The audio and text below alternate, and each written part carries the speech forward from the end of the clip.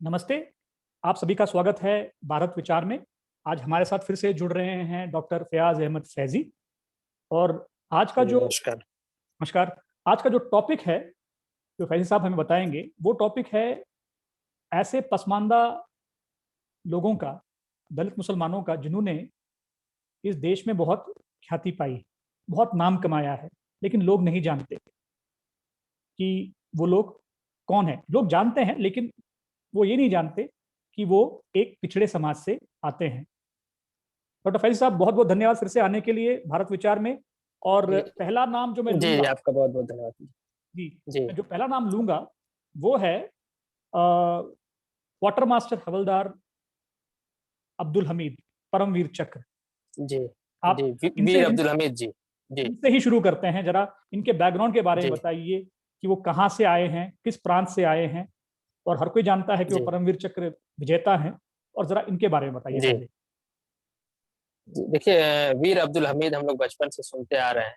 मेरा सौभाग्य है कि मेरा भी संबंध अ, उसी भूमि से है। भारत भूमि तो सबकी है, लेकिन पर्टिकुलर वो उत्तर प्रदेश की पूरब की तरफ जो पूर्वांचल का कहलाता है, वहाँ एक ज़िला है बनारस से लगा हुआ गाज़ीपुर कहलाता है। मेरा भी सौभाग्य है कि मेरा भी संबंध उस भूमि से है।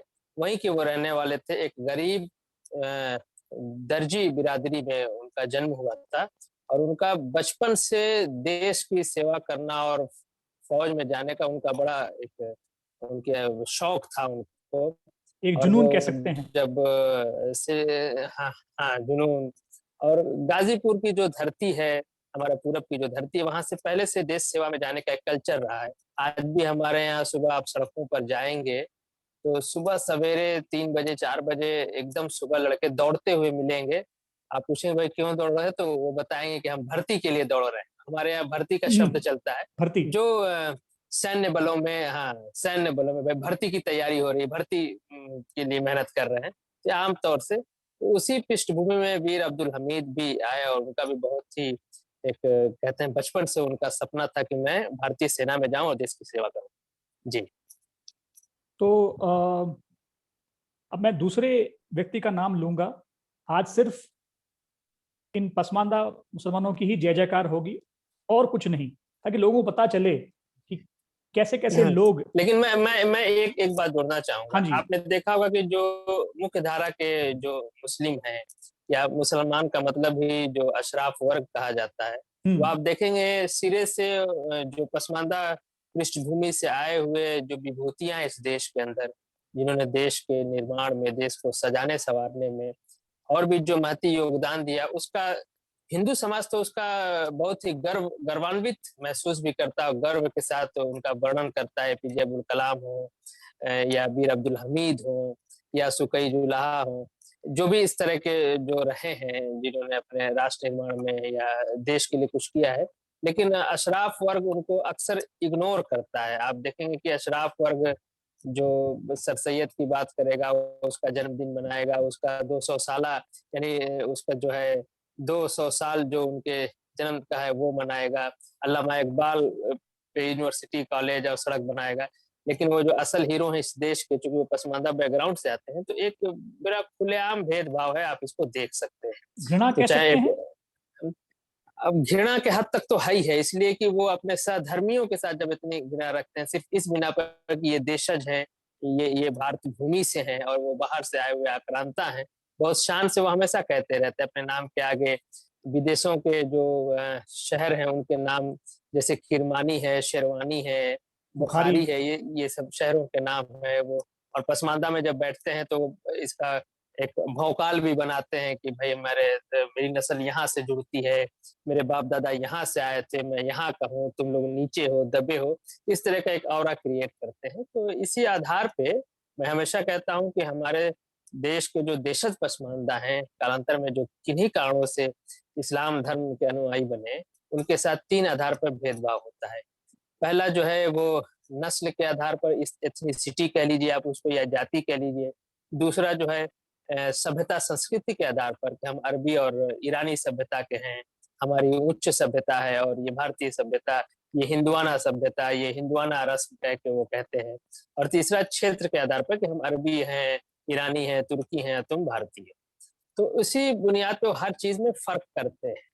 तो वो एकदम साफ समाज में दिखाई देता है। वीर अब्दुल हमीद को इसीलिए उनकी गाथा उसी गाज़ीपुर में आप देखेंगे कि अशराफ वर्ग से आने वाले लोगों की जन्मदिन मनाया जाता है, लेकिन वीर अब्दुल हमीद को आम तौर से इग्नोर किया जाता है। 1-2 छोटे-मोटे पसमानदा संगठन उनका करते हैं और दूसरा हिंदू समाज बड़े पैमाने पे भी उनका करता है। भारत चलिए सरकार ने परमवीर चक्र उनको दिया, मरणोपरांत सम्मान की बात है। एक बात मैं यहाँ कहना चाहूँगा, वो डिस्क्रिमिनेशन की बात मुझे याद आ गई। हम लोग कुछ साथी गाड़ी में बैठ के जा रहे थे और वीर अब्दुल हमीद के गाँव की तरफ से जब गाड़ी गुज़री, तो मैंने कहा कि वहाँ उनकी छोटी-सी एक मूर्ति भी लगी हुई है। तो मैंने अपने साथियों से कहा, सारे मुसलमान थे, उसमें अशराफ वर्ग के लोग भी थे। तो हमने कहा कि अरे! ये तो वीर अब्दुल हमीद की जन्मभूमि तो यही है। लोगों ने कहा, हाँ, हाँ, यही है। हमने कहा कि ब मैंने उनकी प्रशंसा की और उनकी जो विधवा थीं, बचपन में हम्म, मेरी उनसे भेंट भी हुई थी।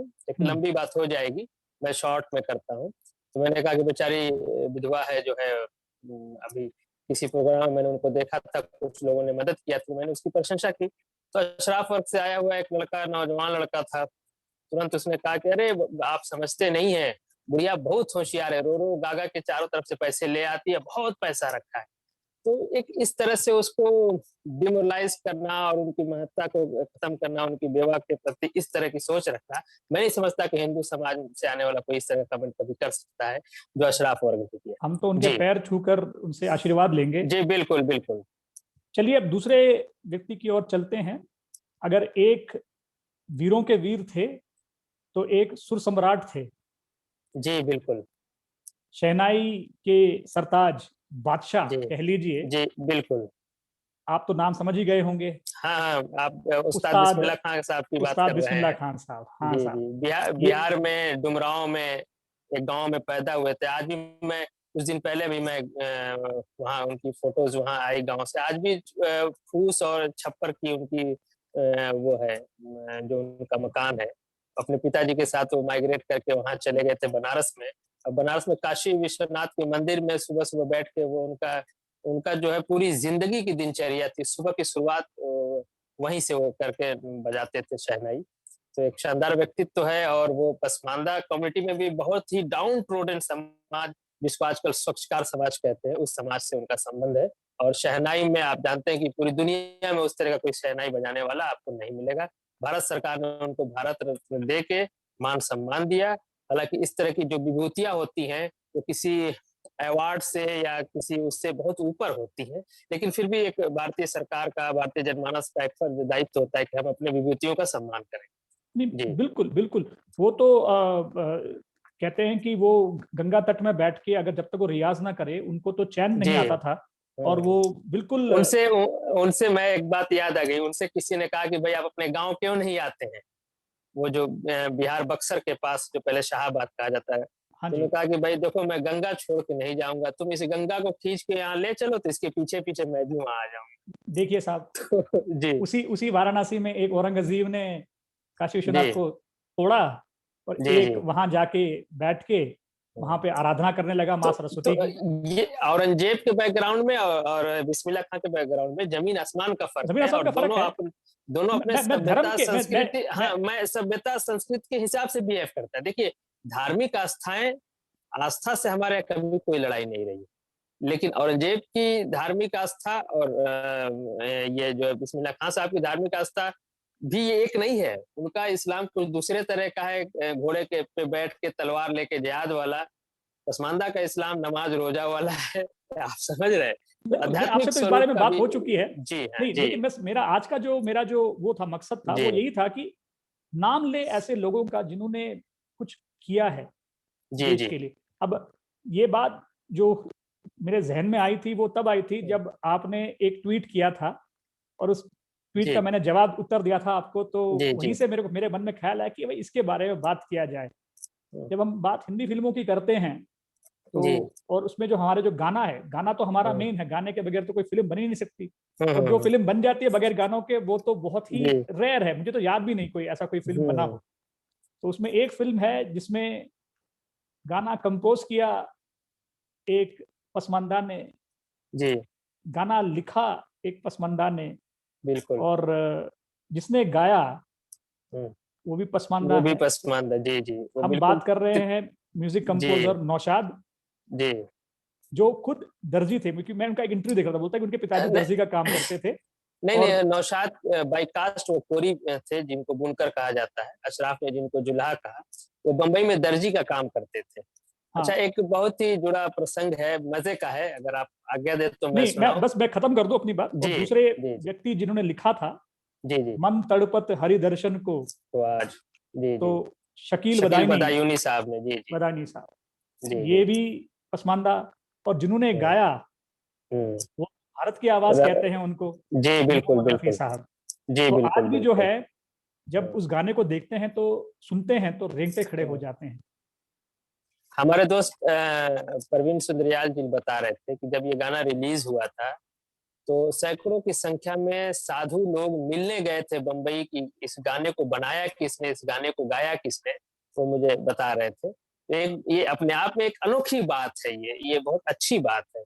और मैं देखिए शकील जी आप एक-एक विभूतियों का नाम ले रहे हैं और एक-एक विभूति पे अगर हम बात करें तो घंटों हम बात कर एक शो सकते हो हैं। सकता है, हर विभूति जी, पे एक शो हो हाँ, सकता है। बिल्कुल, बिल्कुल। लेकिन आप शकील जी की भाषा आप देखेंगे, क्योंकि उत्तर प्रदेश से थे, उत्तर प्रदेश, बदायूं एक उत्तर प्रदेश, पश्चिमी उत्तर प्रदेश बिल्कुल, में है, इसीलिए वो बदायूंनी लिखते थे। तो उनकी भाषा में जो ब्रज का और एक उस एरिया के जो भाषा का प्रभाव है, वो उनकी शायरी में भी दिखाई देता है। बिल्कुल, बिल्कुल। एक और बहुत फेमस इस गाना तरह है, के जो देशद आप देखेंगे, आप वो देखिए गंगा जमुना का जो गाना "चलत है मुसाफिर हो बिया, नहीं, नहीं, वो नैन लड़ जइहें तो नैन मनवा नैन में लड़ खटक गई है तो होइबे करी। बनवा खसक होइबे करी, और एक है मधुबन में राधिका नाचे नाचे रे, रे।" कोहिनूर फ़िल्म का जो गाना है, बिल्कुल, बिल्कुल।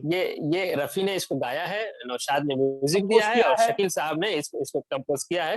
तो इस और इसीलिए उनके ऊपर जो देशीपन है, एक जो भारतीयपन है और एक पिछड़े समाज से आने का, एक दबे-कुचले समाज से, पसमानदा समाज से आने का जो एक वो जो झेल के आदमी आता है, जो संघर्ष के उपरांत ऊपर आता है, या जो जातीय दंश झेल के ऊपर आता है, वो उनकी शायरी में भी दिखाई देता है। इसीलिए वो उस तरह की दर्द भरे और जो भी उसको उन्होंने उकेरा है बहुत खूबसूरती के साथ। नहीं, ये जो गंगा जमुना फ़िल्म है, जी, जब उनको ऑफ़र की गई थी नौशाद साहब जी। को और शकील विदानी हुँ, साहब को, और नौशाद साहब तो हुँ। एक्सक्लूसिवली जब बात गवाने की आती है तो वो रफ़ी साहब को ही यूज़ करते थे। तो जी, लेकिन जी। नौशाद साहब ने और शकील विदानी जी ने कहा कि भई इस फ़िल्म में काम करते हुए थोड़ा मज़ा आया, क्योंकि ये हमारी अपनी ज़बान है। हुँ, हुँ, ये ज़बान बिल्कुल हमारी अपनी है, तो लिखने में भी मज़ा आया और उसे कंपोज़ करने में मज़ा आया।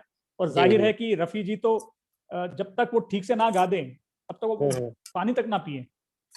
उस सही उसी तरह से बात है। रहे। लेकिन मैं जी, आपकी जी, बात मैंने काट दी थी, आप कुछ जी। कह रहे थे नौशाद साहब के बाद, पहले आप वो कह हाँ, दीजिए, जी, उसके जी। बाद हम आगे चलेंगे। देखिए, रफ़ी साहब चूँकि पसमानदा समाज से आते थे, लेकिन उनके परिवार ने उनको सपोर्ट किया और 13 साल की उम्र में उनको मंच मिला और ये बहुत बड़ी बात है कि उन्होंने उस मंच को केएल सहगल उनके आइकन थे, बचपन से वो उनको बहुत पसंद करते थे रफ़ी जी और वो उसको फ़ॉलो करने की कोशिश किया करते थे। एक नौशाद जी के साथ एक बड़ा प्रसंग है जो दर्जी से आपने मुझे याद आया। उनकी जब शादी हो रही थी तो लखनऊ में रहने वाले लाटूस रोड पे आज भी उनके परिवार के लोग रहते हैं, घर है। और हमारे एक दोस्त हैं परवेज़ हनीफ साहब, दोस्त क्या हैं वयोवृद्ध और बहुत सीनियर पसमानदा कार्यकर्ता हैं पीलीभीत उत्तर प्रदेश से। वो भी उनका मतलब रिश्ते में भी वो आते हैं। तो वो बता जब उनकी शादी तय हुई थी तो वो एक जो मंगनी की जो रस्म होती है शादी से पहले, तो उनके ससुर सामने बैठे हुए थे और जो एक छोटा-मोटा जो कस्टम होता है, रस्म होता है कुछ शगुन के तौर पे लेने-देने हाँ की, जी। तो वहाँ उस वक़्त कुछ लोगों ने बाजे का भी इंतज़ाम किया था और बाजा बज रहा था तो उसपे और इत्तेफ़ाक से जो बाजे वाले थे वो नौशाद साहब की ही धुन को बजा रहे थे। तो उनके ससुर जो है नाराज़ हो गए और कहा कि भई ये क्या नए फ़िल्मों के तुम लोग गाने बजा रहे हो? मुझसे कहा होता मैं कोई बढ़िया कव्वाली लेके आया होता। ये कौन इस तरह के गाने वाहियात किस्म के गाने और धुन कौन बनाता है?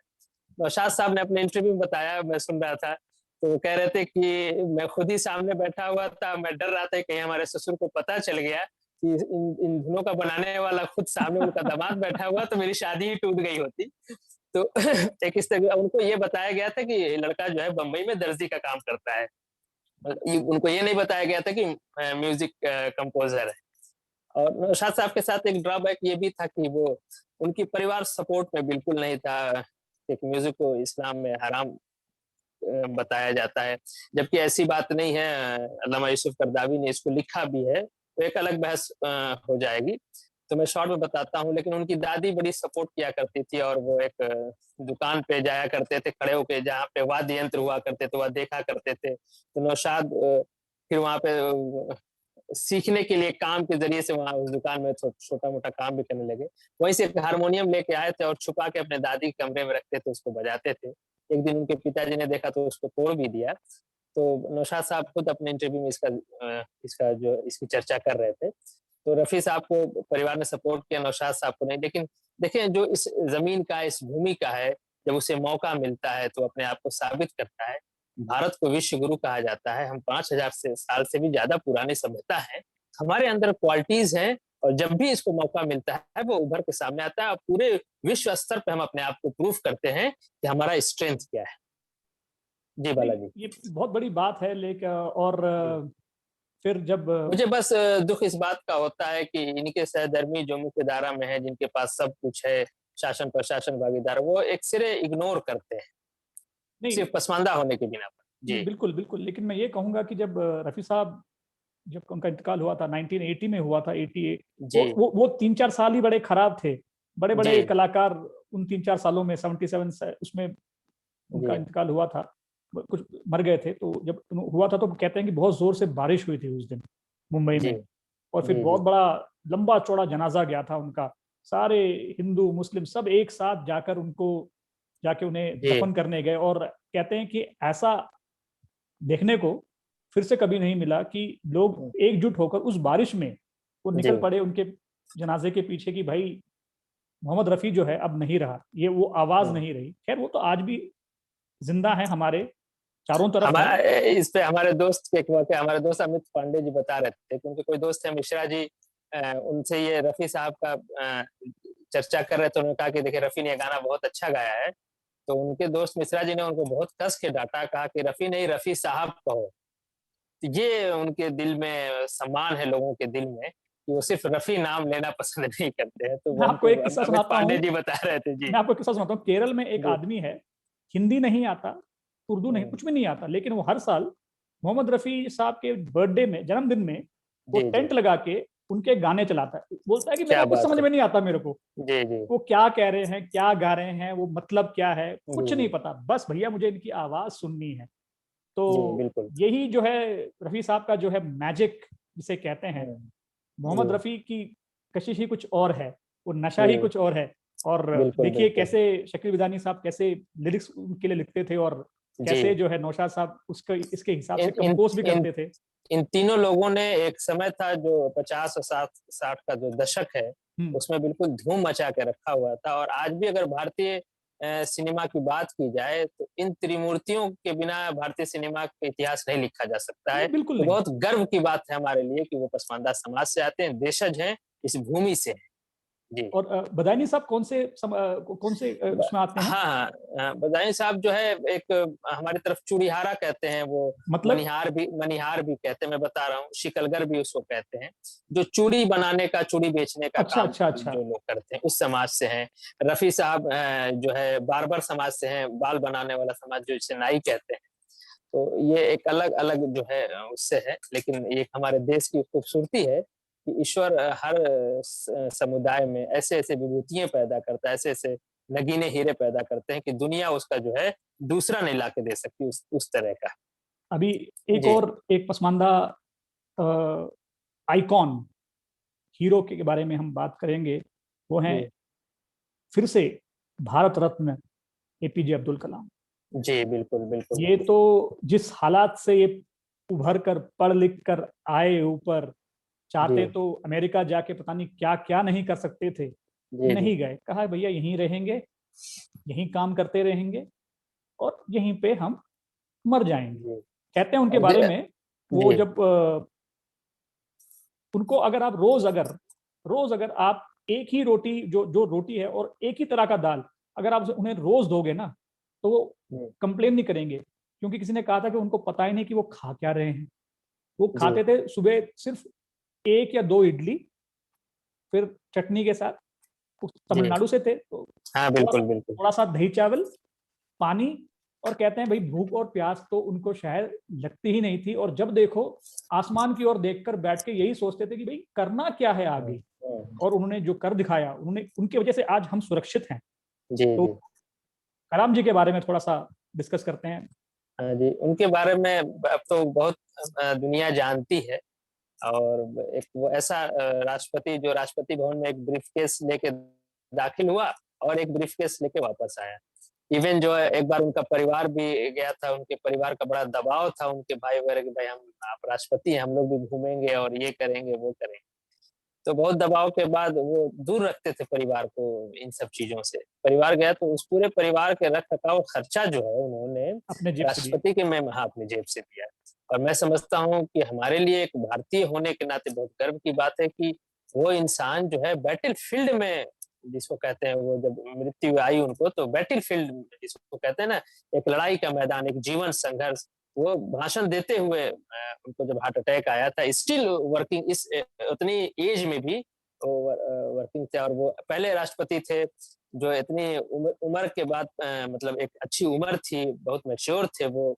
उस उम्र में वो जो क्या कहते हैं पानी के अंदर जो पनडुब्बी होती है उसमें हौसला बढ़ाया जाके सिपाहियों का, सियाचिन के मतलब पहाड़ी ठंडे में वो गए। बहुत ही एक्टिव राष्ट्रपति वो हमारे देश के माने जाते रहे हैं। और एक ऐसी ऐसा व्यक्तित्व है, ऐसी शख्सियत है कि उसपे क्या ही बोला जाए और जितना क्या बोला बात जाए किया कम जाए। है। मैं क्या आपको एक बोला इंटरेस्टिंग बात लेकिन बताता हूँ। मैं उनके साथ एक बात बताऊँ हाँ जी, बोलिए। अशराफ वर्ग के द्वारा उनको काफ़िर और इस तरह की बातें कही गई क्योंकि वो गीता पढ़ते थे। तो ये भी एक डिस्क्रिमिनेशन है और देखेंगे कि अशराफ उस तरह से एपीजे अब्दुल कलाम साहब का ज़िक्र नहीं करता, उनकी चर्चा नहीं करता है। जिस तरह से वो अपने सर सैयद को, अल्लामा इकबाल को, मौलाना आज़ाद को करता है। तो ये स्पष्ट भेदभाव है और उनको गीता पढ़ने के कारण उनको काफ़िर तक कहा गया, मैंने अपने कानों से सुना है। जबकि आप देखेंगे कि बहुत लोग राम मंदिर के लिए जो है अशराफ वर्ग के साहब मिट्टी लेके अयोध्या जा रहे थे, उनको कोई काफ़िर नहीं कहता है। तो अशराफ पक्ष-विपक्ष दोनों बनाए रहता है। इनका आदमी अब खुलेआम वो एक साहब हैं, फ़िल्म इंडस्ट्री में गाना लिखते हैं, आप जानते हैं जावेद अख्तर। वो खुलेआम कहते हैं कि मैं एथिस्ट हूँ, मैं मुसलमान नहीं हूँ।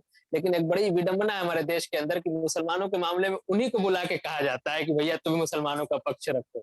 जबकि वो कहते हैं कि मैं एथिस्ट हूँ, मैं नहीं, मानता नहीं हूँ। हमारे हमारे तो पॉलिटिकल जो। उन पे फतवा नहीं आता है उन पे लेकिन अभी भाई गीता पढ़ लेने से, फिजिक्स पढ़ लेने से कोई वो थोड़ी हो जाएगा। नहीं, कोई भी आदमी कोई भी किताब स्टडी कर सकता है लेकिन मैं इसलिए नहीं कि वो गीता पढ़ रहे हैं, इसलिए कि वो पसमानदा समाज से आते हैं और पसमानदा समाज को अगर सप्रेस नहीं किया गया, उसको हतोत्साहित नहीं किया गया तो ये मुख्य धारा में कहीं ना आ जाए और हमारी गुलामी से बाहर न निकल जाए। तो एक सोची समझी राजनीति है अशराफ पर कि लोग कहते हैं कि आप अशराफ के खिलाफ बोलते हैं, मैं अशराफ के खिलाफ नहीं बोलता, मैं सच बताता हूँ ताकि लोग इस सच से अवेयर हों कि देश के अंदर मुस्लिम नाम पे और मुस्लिम सियासत नाम पे, मुस्लिम तुष्टिकरण पे चल क्या रहा है और नहीं, सेकुलरिज्म के नाम पे क्या चल रहा है। बिल्कुल, जी, बिल्कुल। मैं आपको एक इंटरेस्टिंग बात बताता हूँ। जी, मेरे स्कूल में एक सीनियर हुआ करते थे, वो मेरे बहन के बैचमेट थे। जी, एक ही साथ हाई स्कूल से ग्रेजुएट हुए, वो बाद में जाके वो एयरफोर्स में भर्ती हो गए, भारतीय एयरफोर्स में। और मैं ज़्यादा कहूँगा नहीं, क्योंकि फिर थोड़ा सा सिक्योरिटी मामला हो जाएगा।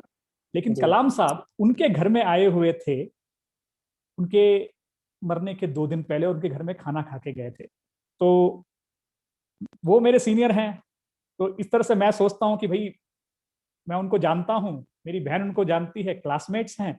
तो इस प्रकार जो है एक कनेक्शन मेरा जो है कलाम जी के पास थोड़ा करीब हो जी, गया। तो मैं जी, जी, शेयर करना चाहता हूँ कि वो उनके घर आए हुए थे और उनके घर पे खाना खाने के बाद वो, आपने जैसे कहा, आपने बहुत अच्छा शब्द इस्तेमाल किया, बैटलफील्ड, वो युद्ध के मैदान में वो पढ़ाते पढ़ाते जो है, शिक्षा देते देते जी, उन्होंने अपने बिल्कुल, प्राण बिल्कुल। त्याग दिए। एक तरह से कह जी, सकते हैं जी। कि वीर गति को प्राप्त हुए वो। हाँ, बिल्कुल, बिल्कुल, बिल्कुल। बिल्कुल सही कहा आपने और ये तो हमारे लिए एक हम्म, बहुत बड़ा उदाहरण है कि हम भी अपने आप को संघर्ष में और लड़ाई के मैदान में उसी तरह से डालें और राष्ट्र के और देश की सेवा करें। तो हमने बहुत सारे महानुभावों के नाम लिए हैं। जी, क्या कोई ऐसा पसमानदा कम्युनिटी से कोई फीमेल है, लेडी हैं, जो आगे आई हैं, जिनका नाम हमने कभी सुना ना हो, या शायद जी। सुना हो हमें पता ना हो? देखिए नफ़ीरू जी थी अब्दुल रज़ाक साहब की पत्नी। ये आप रांची के पास एक इरबा एक जगह है वहाँ से थी।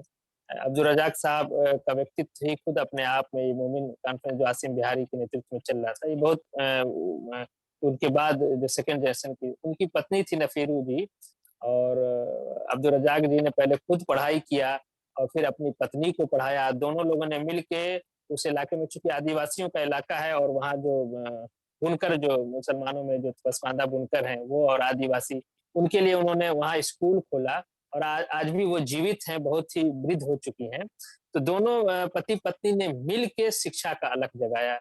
एक ये नाम मैं कह सकता हूँ। दूसरा जो है मोइना गौस जो प्रथम पसमानदा आंदोलन आसिम बिहारी के नेतृत्व में चल रहा था, उसमें एक मोइना गौस का नाम आता है और एक मैं नाम एक भूल रहा था। उन्होंने अपने बच्चा उनका बिल्कुल बीमार था, खुद उन हार्ट की पेशेंट थी, उसके बाद भी एक सभा में पहुँच के उन्होंने लंबी तकरीर दिया, मुस्लिम लीग के खिलाफ बहुत ओजस्वी भाषण उनका है। इस तरह के रहे हैं और एक दिक्कत ये है कि बहुत मैं खुद इस पे काम करता हूँ, मुझे बहुत सी चीज़ों की जानकारी नहीं हो पाती। होता क्या है कि जो डोमिनेंट क्लास है, जो अशराफ वर्ग है, इस तरह की बात जो है, इस तरह की विभूति की बात को दबा देता है। मैं जहाँ से आता हूँ वहाँ पे इतने साहित्यकार हैं पसमानदा समाज से आने वाले कि मैं मतलब ऐसे-ऐसे हैं जिनकी कभी कोई छप नहीं पाता है, उनको मतलब कोई उस तरह से मिल नहीं पाता है और क्या बेहतरीन उनके अंदर साहित्य है, कूट-कूट के भरा हुआ है। लेकिन अशराफ वर्ग के साथ एक छद्म रूप से और खुलेआम भी वो सप्रेस करते हैं। आप आसिम बिहारी जो एक स्वतंत्रता सेनानी भी थे और एक अंतर्राष्ट्रीय लेवल का संगठन खड़ा किया था, उसके बारे में किसी अशराफ की तरफ से 4 लाइनें आपको कहीं अखबार पत्रिका में देखने को नहीं मिलेगी और इनके छोटे-मोटे जिन्होंने कोई काम नहीं किया, मोटी-मोटी किताबें मिल जाती हैं। तो इस तरह मैं सच बताने की कोशिश करता हूँ, किसी के भी लिए विरोध करना हमारा मकसद नहीं, सच बताना है। इस वजह से बहुत सी चीज़ें निकल के नहीं आ पाई। मैं भी अभी कुछ नाम ले रहा हूँ तो आपको भी नहीं, सुनने में वो बिल्कुल, बिल्कुल अजीब-सा सुना ही लगता नहीं, होगा। बिल्कुल सुना और ही नहीं। दूसरा हम भारतीयों की भी एक गलती है कि हम भी अपनी चीज़ लिखते पढ़ते नहीं पढ़ने का नहीं, हम भी जो है हमारे यहाँ जो है ना, मुख से ज्ञान देने की परंपरा रही है, तो लिखावट में हम लोग थोड़े कमज़ोर रहे हैं, तो इसलिए बहुत सी चीज़ें डॉक्यूमेंटेड नहीं हो पाई हैं। आसिम बिहारी का भी इतिहास इसलिए डॉक्यूमेंटेड हो गया, वो खुद अपनी डेली डायरी लिखा करते थे, जिस पे एक बंदे मोमिन का किताब लिखा गया, प्रोफ़ेसर अहमद सज्जाद ने लिखा। तो महिलाएँ भी रही हैं और मैं आसिम बिहारी की भतीजी से भी मिला हूँ, जो इस वक़्त तकरीबन 90 साल की हैं। उनका मैंने एक छोटा-सा वीडियो क्लिप भी उनका रिकॉर्ड किया था, उसपे मैंने वीडियो क्लिप भी बनाई है। जब बँटवारे के विरोध में जो आसिम बिहारी का जो भाषण है, उसका वो चर्चा कर रही थी, मैंने उनसे रिकॉर्ड भी किया था, फिर उसपे थोड़ी-सी हमने बात भी की, पसमानदा डेमोक्रेसी यूट्यूब चैनल पे आपको मिल जाएगा। तो वो भी शिक्षा में उन्होंने भी काम किया है और एक स्कूल सँभाला करती थी। तो इस तरह से पूरे देश में आपको बिखरे पड़े हैं। ज़रूरत हमको है कि इस तरह के विभूति जो आज दुनिया से चले गए हैं, उनके बारे में हम ले आएँ, चर्चा करें ताकि हमारे समाज में उस तरह के फिर उनसे इंस्पायर होके उस तरह के सेवक तैयार हों इस देश के अंदर, जो इस देश की सेवा में अपना सर्वोच्च निसार करने में क्योंकि जब एग्ज़ाम्पल सामने रहता है कि हमारे ही समाज के थे इन्होंने ये काम किया, तो फिर हम उसको चलना हमारे ऊपर उस रास्ते पे चलना हमें आसान होता है। नहीं, बिल्कुल जी, आपने बालाजी। बिल्कुल आपने ठीक कहा।